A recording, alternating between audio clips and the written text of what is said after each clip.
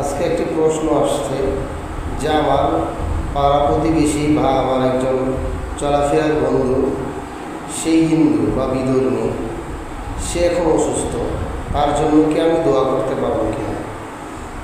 অবশ্যই দোয়া করতে পারবেন। তার জন্য কল্যাণের জন্য দোয়া করতে পারবেন, তার সুস্থতার জন্য দোয়া করতে পারবেন, আল্লাহর কাছে তার হিদায়তের জন্য দোয়া করতে পারবেন।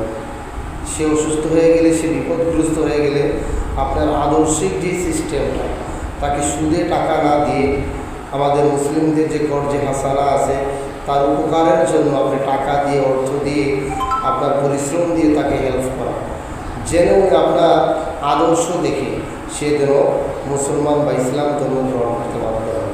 যেরকমটা পিয়া হাবিব সাল্লাল্লাহু আলাইহি সাল্লামের আদর্শ দেখে দেখে, কথা শুনে শুনে বিভিন্ন ইহুদিরা, হাজার হাজার বিধর্মীরা মুসলমান হয়েছে।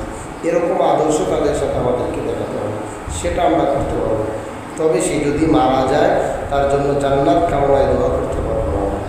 তার কল্যাণের জন্য, বেঁচে থাকা সত্ত্বে সুস্থতার জন্য, কল্যাণের জন্য দোয়া করতে পারবো।